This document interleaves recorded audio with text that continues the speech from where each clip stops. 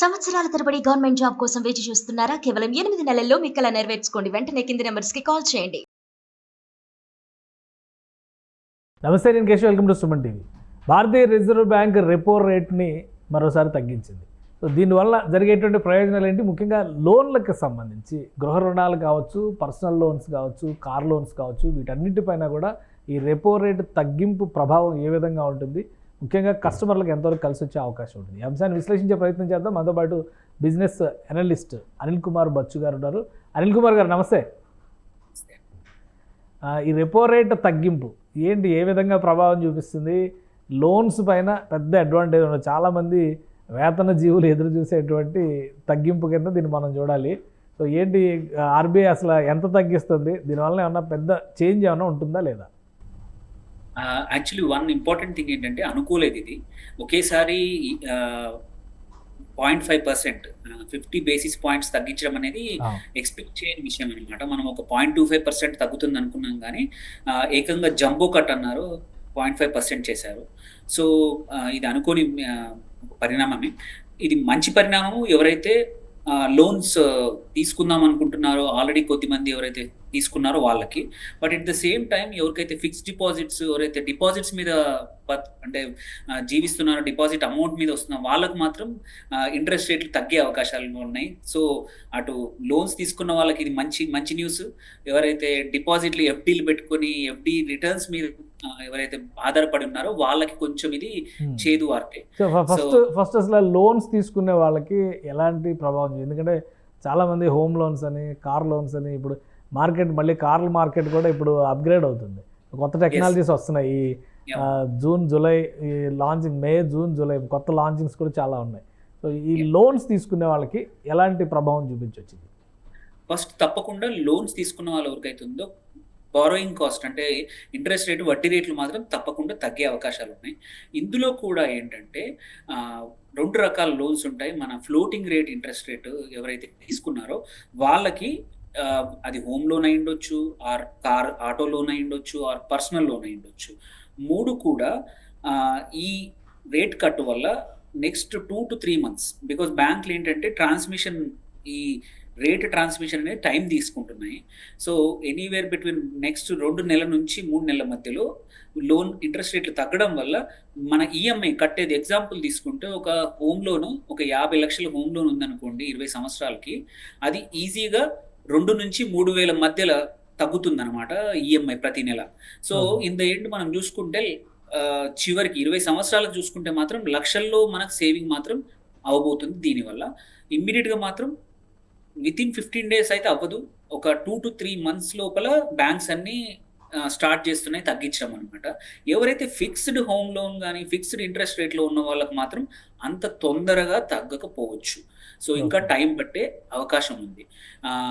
And bank కూడా ఏంటంటే, RBI కూడా లాస్ట్ టైమే అన్ని బ్యాంక్స్కి చెప్పేసింది, ఈ ట్రాన్స్మిషన్ మేము మీకు అవకాశం ఇస్తున్నాము, మీకు తక్కువ చేస్తున్నాము, బట్ మీరు మాత్రం తగ్గించడానికి టైం తీసుకుంటున్నారు, ఇలా తీసుకోవద్దని last time already Reserve Bank already ఆదేశాలు ఇచ్చింది.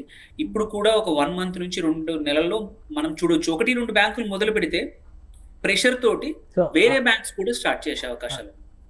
అన్ని బ్యాంక్స్ ఇది అమలు చేయాల్సిందేనా? Private banks, public sector banks ఇట్లా ఏమైనా వేరియేషన్ ఉందా? అన్ని లెక్క ప్రకారం అయితే అన్ని అమలు చేయాల్సిందే. కాకపోతే ఒక అడ్వాంటేజ్ ఏంటంటే, మార్కెట్ ప్లేస్ మన దగ్గర అన్ని రకాల బ్యాంక్స్ మధ్యలో కూడా కాంపిటీషన్ ఉంది కాబట్టి ఒకరు ఇద్దరు చేయడం మొదలు పెడితే మిగిలిన వాళ్ళు ఫోర్స్ చేయాల్సి వస్తుంది. ఎందుకంటే ఇప్పుడు ఎవరికైతే హోమ్ లోన్ ఉందో, ఒక 50,000 నెలకి ఈఎంఐ కట్టుకునే వాళ్ళు, ఆ బ్యాంక్ లోన్ ఇంట్రెస్ట్ రేట్ తగ్గించకపోతే వాళ్ళు ట్రాన్స్ఫర్ చేసుకునే అవకాశాలు ఉన్నాయి ఇప్పుడు ఇంకొక బ్యాంక్కి. సో ఆ భయంతో అయినా సరే బ్యాంక్స్ తగ్గించాల్సిన అవసరం ఉంది. కాకపోతే 1-2 బ్యాంక్స్ ఏవైతే పర్ఫామ్ చేయట్లేదో, వాళ్ళకి ఎన్పిఏలు ఎక్కువ ఉన్నాయి, ఆర్ వాళ్ళు తీసుకొచ్చిన అప్పు ఎక్కువ రేటు ఉంది, వాళ్ళకు వచ్చే ఇంట్రెస్ట్ రేటు, వాళ్ళు మాత్రం కొంచెం డీలే చేసే అవకాశం ఉంది. బట్ కస్టమర్స్కి మాత్రం ఇప్పుడు ఒక కంపెనీ నుంచి ఒక బ్యాంక్ నుంచి ఇంకొక బ్యాంక్కి, ఎస్పెషల్లీ హోమ్ లోన్స్ కానీ అదైతే మాత్రం ట్రాన్స్ఫర్ చేసుకునే అవకాశం ఉంది, మీ బ్యాంకు తగ్గించకపోతే. ఓకే. సో అన్ని రకాల లోన్స్ ఈ కేటగిరీలోకి వస్తాయి. Personal loans, home loans, car loans, education loans, వీటన్నిటిపైన కూడా తగ్గుతుందా? ఏమన్నా మినహాయింపులు ఉంటాయా మళ్ళీ? లేవండి, అన్నిట్లలో ఈ రేట్ ఏదైతే ఉందో, రెపో రేట్ ఏదైతే ఉందో రెపో రేట్ వచ్చేసి బ్యాంక్స్ ఆర్బీఐ దగ్గర తెచ్చుకునే కమర్షియల్ బ్యాంక్స్ ఏవైతే ఉన్నాయో తెచ్చుకునే ఇంట్రెస్ట్ రేట్ అనమాట. So okay. ఆర్బీఐ మీకు వాళ్ళకి ఇచ్చే డబ్బులు రేట్ తక్కువ చేసిందా కాబట్టి అది కంపల్సరీ వాళ్ళు ట్రాన్స్మిట్ చెయ్యాలి లెక్క ప్రకారం. కాకపోతే కొన్ని బ్యాంక్స్ ఏంటంటే స్టేబుల్గా లేవు, ఎన్పిఓలు ఎక్కువ ఉన్న బ్యాంకులు, కొన్ని ఫండింగ్ కాస్ట్లు ఎక్కువ ఉన్న బ్యాంకులు, అట్లాంటి మళ్ళీ కొంచెం వాళ్ళ షేర్ ప్రైస్ కానీ వాళ్ళ ఇన్వెస్టర్స్ నుంచి మార్జిన్స్ తక్కువ ఉంటే, ఇంట్రెస్ట్ రేట్ మార్జిన్స్ తక్కువ ఉంటే కొన్ని రోజులు ఆగి ఈ మార్జిన్స్ రికవర్ చేసుకొని తగ్గించే అవకాశాలు. బట్ అదర్వైజ్ ఇప్పుడున్న మన ఫ్రీ మార్కెట్లో కంపల్సరీ వి విల్ సి ఒక బ్యాంక్ మొదలుపెట్టినా ఒక 1 వీక్ 10 డేస్లో అన్ని బ్యాంక్స్ ఫోర్స్ చేయాల్సి వస్తుంది, తక్కువ చేయాల్సి వస్తుంది తప్పకుండా. రైట్. ఆ బిజినెస్ లోన్స్ పరిస్థితి, బిజినెస్ లోన్స్ కూడా ఈ కేటగిరీలోకి వస్తాయా? బిజినెస్ లోన్స్ కూడా వస్తాయి, కాకపోతే కొంచెం టైం పడుతుంది వాటికి. ఏంటంటే అవి ఇంకా కొన్ని ప్రాబబ్లీ ఒక 6 నెలలు 5-6 నెలల తర్వాత వాటికి తగ్గచ్చు. కాకపోతే దీని ఇంపాక్ట్ మాత్రం ఈ లోన్స్ మీద ఎలా పడుతుందో డిపాజిటర్స్ మీద మాత్రం, ఫిక్స్డ్ డిపాజిట్ చేసే వాళ్ళ మీద మాత్రం, ఎక్కువగా సేవ్ చేసే వాళ్ళ మీద పడే అవకాశాలు ఎక్కువ ఉన్నాయి. ఎందుకంటే సడన్ గా 50%, 50% అనేది 50 బేసిస్ పాయింట్ తగ్గడం అనేది 0.5% తగ్గుతాయి. సో ఎఫ్డీస్ ఆల్రెడీ బ్యాంకులు ఆల్రెడీ స్ట్రగుల్ అవుతున్నాయి, ఏది డిపాజిట్లు లేక ఇబ్బందులు పడుతున్నాయి. సో అలాంటి టైంలో ఈ రిపో రేట్ తగ్గడం అనేది కొన్ని బ్యాంక్స్ కి కొంచెం ఇబ్బందికరమైన విషయమే. ఎందుకంటే ఇంత తక్కువ, మళ్ళీ మనం ఇంత తక్కువ ఇంట్రెస్ట్ ఎందుకు పెట్టాలి బ్యాంక్, దాని బదులు ఎక్కడ ఇన్వెస్ట్ చేస్తామని ఎఫ్డీల బదులు వేరే రకాలకు వెళ్ళిపోతున్నారు అన్నమాట ఇన్వెస్టర్స్. సో అది అంటే ఒక విషయం, అంటే ఎఫ్డీల విషయంలో చూస్తే ఇది ఒక రివర్స్ ఎఫెక్ట్ లాగా ఉంది. ఇప్పుడు మీరు చెప్పిన దాని ప్రకారం చూస్తే ఆల్రెడీ చాలా బ్యాంకుల్లో ఎఫ్డీ రేటు చాలా తగ్గిపోయింది. పోస్ట్ ఆఫీస్లో మీరు డిపాజిట్ చేయండి అని కూడా ఈ మధ్య ప్రచారం బాగా జరుగుతుంది. ఇప్పుడు రెపో రేటు తగ్గిన నేపథ్యంలో ఎఫ్డీలు ఎందులో పెడితే సేఫ్? ఒకటండి, సేఫ్టీ కోసం మాత్రం కంపల్సరీ మీరు బ్యాంక్స్లో అయితే ఏంటంటే 5 లక్షల వరకు డీజీఐఐసి ఇన్సూరెన్స్ ఉంటుంది కాబట్టి ఎటువంటి కమర్షియల్ బ్యాంక్లో కూడా up to 5 lakhs away safety ఉంటాయి. దాని తర్వాత పోస్టల్ బ్యాంక్లో కూడా ఏవైతే, అది కూడా కరెక్షన్ వచ్చే అవకాశం ఉంది, తగ్గించే అవకాశం ఉంది, బట్ ఇంకొన్ని రోజులు పడుతుంది. ఇప్పుడు ఆర్బీఐ రెపో రేటుతో పోస్టల్ బ్యాంక్ కూడా సంబంధం ఉంటుందా? ఉంటుంది. కాకపోతే ఏంటంటే కొన్ని రోజులు పడుతుంది. ఎవరైనా ఇన్వెస్ట్ చేద్దాం అనుకుంటే డిలే చేయకుండా రేపు ఎల్లుండి ఈ కొత్త ఇంట్రెస్ట్ రేట్లు రాకముందే చేసుకుంటే ఏంటంటే లాక్ చేసుకోవచ్చు కదా. ఇంట్రెస్ట్ రేట్ల అడ్వాంటేజ్ ఏంటంటే నీకు 5 yearsకి 3 yearsకి 2 yearsకి ఎన్ని సంవత్సరాలు పెట్టాలనుకుంటే అన్ని సంవత్సరాలు ఎఫ్డీని లాక్ చేసుకుంటే ఈ ఇంట్రెస్ట్ రేట్స్ తక్కువ కాకముందే మనం ముందే లాక్ చేసుకొని పెట్టుకోవచ్చు అనమాట. ఆగడం వెయిట్ చేయొద్దు అనమాట ఈ టైంలో. ఓకే. అంటే బ్యాంక్లో అయినా కానీ పోస్ట్ ఆఫీస్లో అయినా కానీ ఏంటంటే ఎక్కడైనా సరే రెపో రేట్ మీద ఆధారంగా చేసుకునే అన్ని ఫైనాన్షియల్ ఇన్స్టిట్యూషన్స్ కూడా వాటిని ఇంట్రెస్ట్ రేట్స్ అనేది మేనేజ్ చేస్తూ ఉంటాయి అనమాట. అండ్ ఇంకొకటి అదొకటే కాదు, ఇది ఒకటే పరిణామం కాకుండా ఇంకొక మంచి పరిణామం ఎవరైతే లోన్స్ తీసుకునే వాళ్ళకి ఏంటంటే బ్యాంకుల్లోకి కూడా ఇంకొక రేషియో కూడా తగ్గించింది. అంటే సిఆర్ఆర్ అంటారు, కరెన్సీ రిజర్వ్ రేషియో అని. అది కూడా ఏం చెప్పిందంటే చాలా మంచి విషయం ఏంటంటే నెక్స్ట్ 1 yearలో 1%, అంటే 4% ఉంది ఇప్పుడు కరెంట్లీ బ్యాంక్స్ మెయింటైన్ చేయాల్సింది, అది 3% చేస్తోంది. ఎవ్రీ క్వార్టర్ 0.25% తక్కువ చేయడం వల్ల బ్యాంక్స్కి అప్పు ఇవ్వడానికి ఎక్కువ అవైలబిలిటీ ఉంది. సో దీనికి వచ్చేసి ఈ రేట్ కట్ అనేది చాలా, అందుకే మార్కెట్స్ కూడా ఇవాళ నియర్లీ ఒక 1%, 0.7% అన్ని పెరిగాయి. ప్రైవేట్ బ్యాంక్స్ జనరల్గా ఏంటంటే రెపో రేట్ కట్ వల్ల బ్యాంక్స్ యాక్చువల్లీ తగ్గుతాయి, కానీ ఇవాళ మాత్రం సిఆర్ఆర్ కూడా తగ్గడం వల్ల రేట్లు పెరిగాయి, మార్కెట్స్ కూడా మంచిగా పెరిగాయి అనమాట. స్టాక్ మార్కెట్ పెరిగింది ఎందుకంటే బ్యాంక్స్కి ఈ రేపు మేము సిఆర్ఆర్ తక్కువ చేస్తున్నాం అన్నప్పుడు ఎక్కువ డబ్బులు అవైలబుల్ ఉంటాయి లోన్స్ ఇవ్వడానికి. సో రేషియో తగ్గించడం వల్ల సో ఇటు ఇంట్రెస్ట్ రేట్స్ తగ్గాయి, ప్లస్ అటు సిఆర్ఆర్ కూడా పెరగడం వల్ల బ్యాంక్స్కి మంచిదన్నమాట.